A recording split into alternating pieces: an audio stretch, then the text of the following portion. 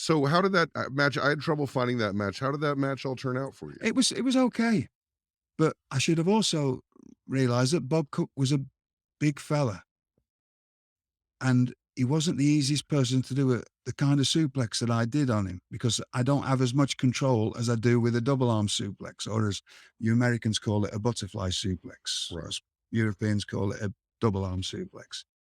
Um, so I should have done that, because that was a famous more. I know Dory Funk did it, but Billy Robinson was. I had a match with Mr. Inoki, Antonio Inoki, and I made sure, and he didn't want to be suplexed.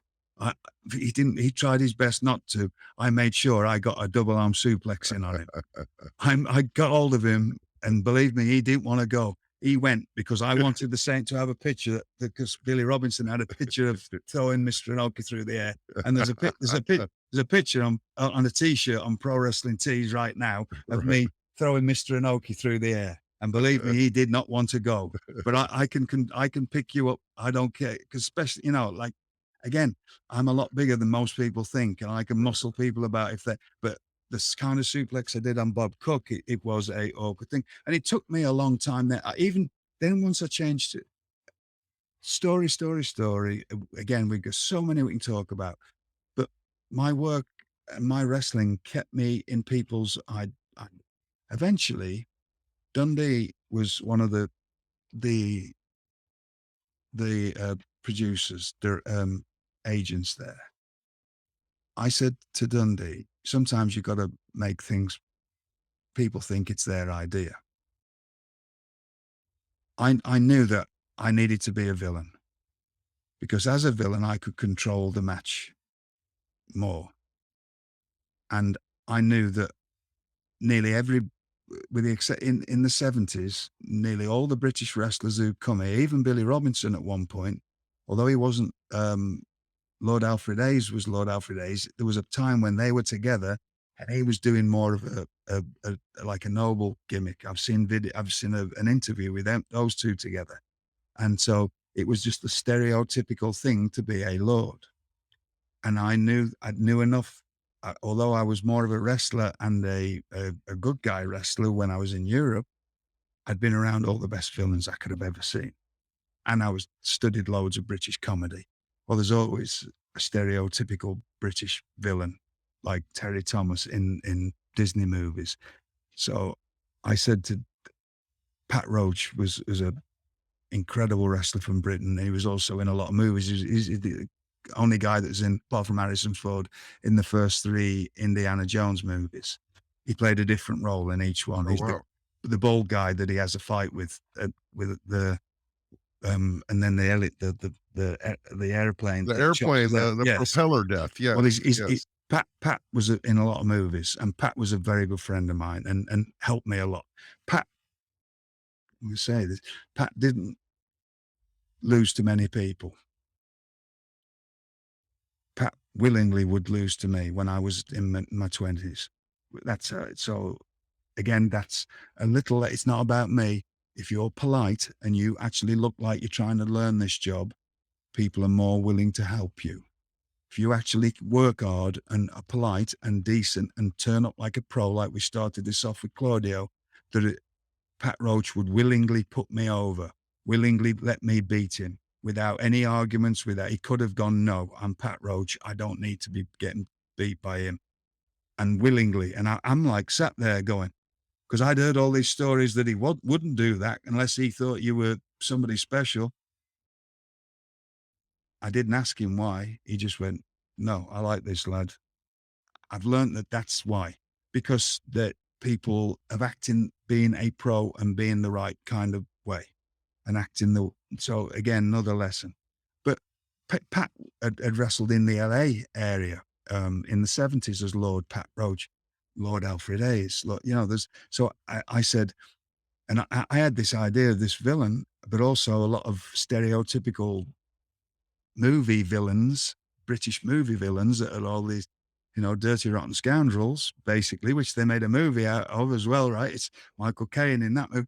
Yep. That was a big, I love that movie. So, Great movie. oh, so another, so, oh, I can do all this stuff. So I mentioned it to Dundee in about April of 93. I said, look, I'd be better off being a villain and I could do this Lord thing.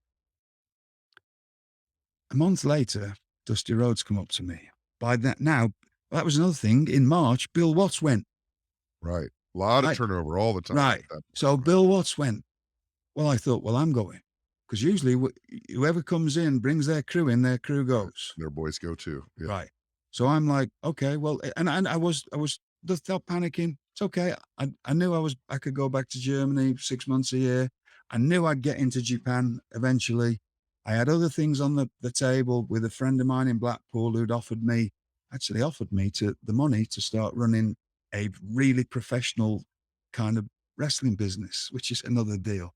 There's another story. A lot of people don't know that, but I had the money on the table from a big money friend of mine because I always wanted a professionally run, safe, nice place for British wrestlers so they hadn't got to worry about getting a weekly paycheck and so that they all had the right conditions and good rings.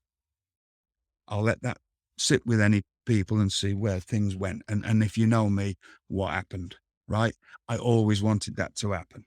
And I had the money, but I came to America, so it never happened. But I had the money in 1992 if I wanted it to start that, and I was going to make a professional thing as well as me. And I had everybody ideas picked out of who could run it for me when I was out the country working in other places. But Right, luckily for all of us, that didn't right. turn out because So Dusty came to you with Dusty the came to me and went again. I love Dusty. Me and Dusty, I have nothing. I had so many fond memories of him, but we hadn't really got to know each other that much at that time. And I think because he only saw me at TV, so he's only seeing the 3 minutes or 5 minutes at TV. Probably not thinking that much of me. But if he's hearing Barry Windham, who he knows, telling him this lad's good, that helps, right? I'm not going up to him. I never had a conversation with him. I'm not one of them people who puts yourself forward. I just take whatever's coming and I'll make the most of it. But I did tell Dundee this, and he went to Dusty came up to me and went, Stephen, I got this wonderful idea for you. We're going to call you Lord Stephen Regal. And the actual first that he mentioned, he was going to put Larry Zabisco with me. Larry Zabisco's real name is Whistler. Now, for some reason, Dusty thought that sounded English. So it was going to be Lord Stephen Regal with Sir Lawrence Whistler. oh my goodness. That was the original plan. What I didn't know, I only found out, I didn't know this till later on. Dundee, being what he is, he said, because Dundee is actually Scottish, he's not Australian. He got himself in there, huh? He said, I can do that. So I had no clue about any of this until a long time after it had all finished. I found this out after Bill had gone. He had gone in and basically took the job off Larry. So me and Larry had a great feud the year later. And I don't know if Larry even knows that he should have been in that spot. Wow. But I know directly that Larry should have been my manager. And Dundee had got that job. So anyway, whatever got there, we could start at Lord Stephen Regal as another topic because that's when a whole new world started, right? So we've got up to Lord Stephen Regal, and we really haven't finished that off. But what it was my wrestling ability, wrestling and having on a great crew of doing lots of house shows and showing that I could do stuff that nobody else could really do, doing a lot of things that nobody really cared about then, but also a lot of it came into play in the 2000s because people like Daniel Bryan came along and popularized this hybrid kind of thing that me and Chris were doing and Scorpio was already doing. We were all doing it in 1993 before all these lads were born. And that's not, but if we ended up blending and doing our things and going elsewhere.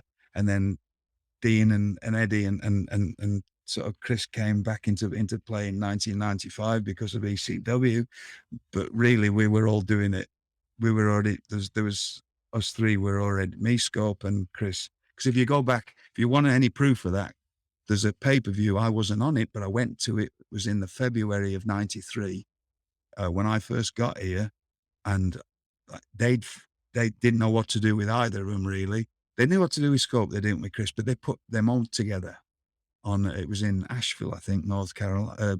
Is it South Carolina or North Carolina? I'm sorry. Asheville, Yeah, North Carolina. North Carolina. I think it was Asheville, but they put Chris and Scope on together.